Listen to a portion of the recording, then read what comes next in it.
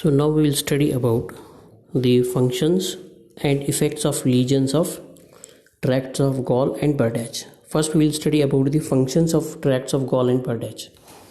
So here the first function is fine tactile sensation. It carries the sensation of fine tactile sensation, or it is also called as epicretic sensation.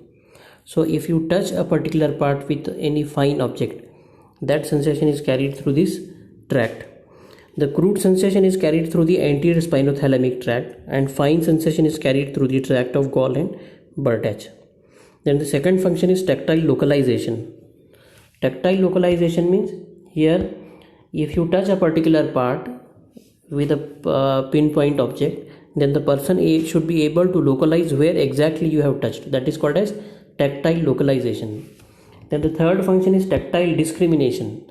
Tactile discrimination means if you touch more than one point in a body, like if you are touching to 2 points simultaneously, then a person should be able to differentiate that a person is touching to 2 different points and what is the distance between these 2 points. This is called as tactile discrimination. Then the fourth function is sensation of vibration, or it is also called as palæsthesia. If you take a tuning fork and vibrate it and touch to the particular part of the body, then the person should be able to feel that vibration. That is called as sensation of vibration. Then the fifth function is conscious kinesthetic sensation.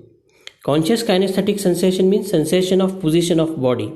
For example, if you take an individual, ask him to close his eyes and do some movements of his elbow joint and shoulder joint, and then ask him to open his eyes and repeat the same movement which you have done when his eyes were closed, then the person should be able to do those movements because he was having that deep sensation of position of his body and position of his joints. This is called as conscious kinesthetic sensation. Then the sixth function is stereognosis.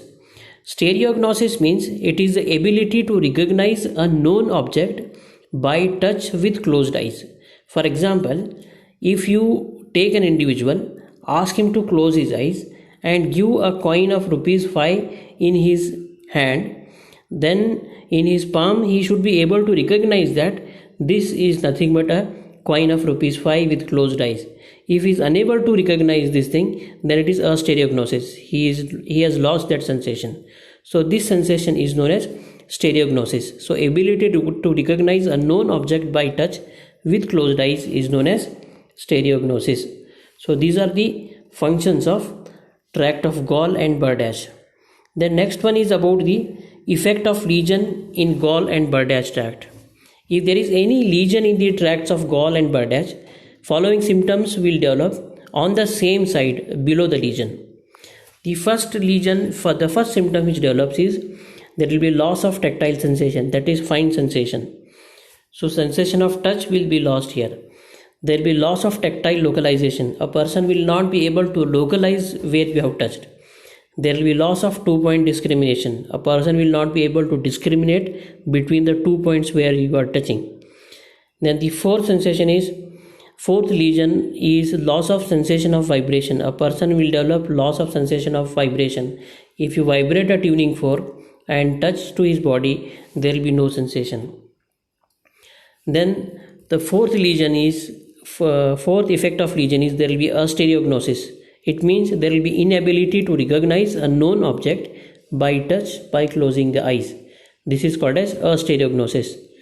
Then the sixth effect of lesion is lack of ability to differentiate the weight of different objects. A person will not be able to differentiate the weight of different objects. Then the sixth here is there will be loss of proprioception. It means there will be an inability to appreciate the position and movements of different parts of the body. A person will be unable to locate or unable to differentiate the movements of his joints when his eyes were closed. If you close his eyes, do some movements of his joints, ask him to open his eye and repeat the same movement, he will not be able to do it. This is called as loss of proprioception. Then there will be sensory ataxia. Sensory ataxia means these are the uncoordinated, slow voluntary movements. These uncoordinated slow voluntary movements are known as sensory ataxia. This sensory ataxia occurs mainly because of the loss of proprioception in this case.